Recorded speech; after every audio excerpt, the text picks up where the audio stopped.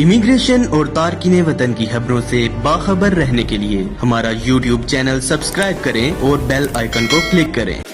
Addirittura ci sono stati dei momenti in cui l'epidemia ci sembrava sfuggire a ogni controllo. Avete manifestato tutti, da nord e sud, forza, coraggio, senso di responsabilità, di comunità.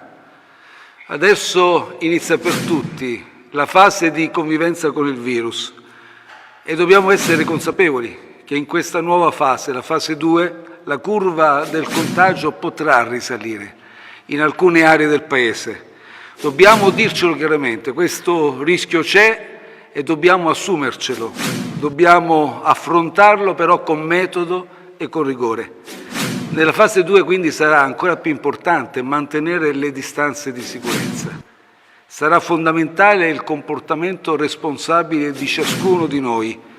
Se vuoi bene all'Italia devi evitare il rischio che il contagio si diffonda. Come lo puoi fare? Non bisogna mai avvicinarsi, bisogna rispettare le distanze di sicurezza, almeno 1 metro. Questo è fondamentale. E guardate, anche nelle relazioni familiari con i parenti bisogna stare attenti perché bisogna rispettare questa precauzione. Teniamo conto che gli scienziati e gli esperti ci dicono che almeno un contagiato su 4, la causa di questo contagio è nelle relazioni familiari. Vogliamo tutti che il Paese riparta, ma l'unico modo per convivere in questa nuova fase con il virus è non ammalarci e la distanza sociale. Se non rispettiamo quindi la distanza, se non rispettiamo le precauzioni, la curva risalirà e potrà andare fuori controllo. Aumenteranno i nostri morti, i nostri defunti e avremo danni veramente a quel punto irreversibili per la nostra economia. Se ami l'Italia, permettetemi di dirlo, mantieni le distanze. Anche il Governo ovviamente ha un compito specifico in questa nuova fase. Dovremo vigilare, monitorare costantemente affinché questa curva si mantenga sotto controllo, non risalga e dovremo essere pronti per intervenire in modo rapido, efficace, tempestivo laddove l'andamento della curva epidemiologica dovesse diventare critico. Abbiamo predisposto un meccanismo, adesso ve lo racconterò, per tenere sotto controllo questa curva e per consentirci di intervenire laddove dovesse sfiorare momenti critici. Stiamo tutti affrontando una prova molto dura, anche nei prossimi mesi. Ci aspetta una sfida molto complessa e mi rendo conto che molti di voi, dopo varie settimane di rinunce, di privazioni, vorrebbero un definitivo allentamento delle misure, delle restrizioni, delle varie raccomandazioni.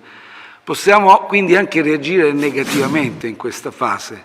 Potremmo affidarci al risentimento, perché no, alla rabbia, a ricercare un colpevole. Potremmo prendercela con chiunque ci capiti a tiro, in famiglia, con i familiari, con l'Europa, con il governo, con i politici, con le regioni, con la stampa. Non mancano le occasioni e non manca l'elenco.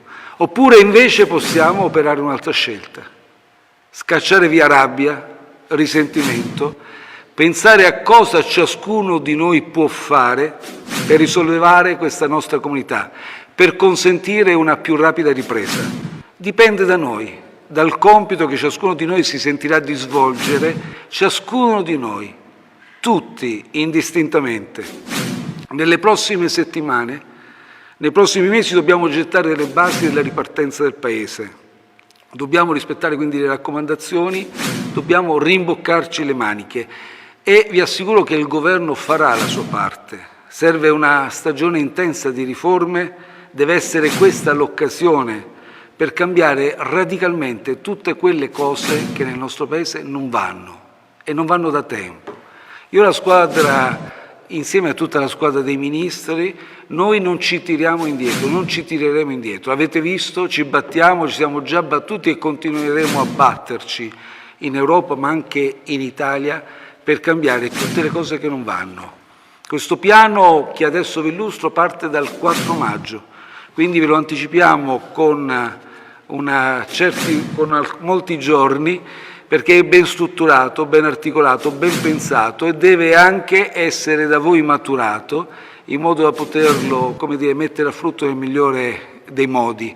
Devo ringraziare ovviamente la nostra squadra di esperti e degli scienziati, la squadra di esperti coordinati, come sapete, dal dottor Colao e il comitato tecnico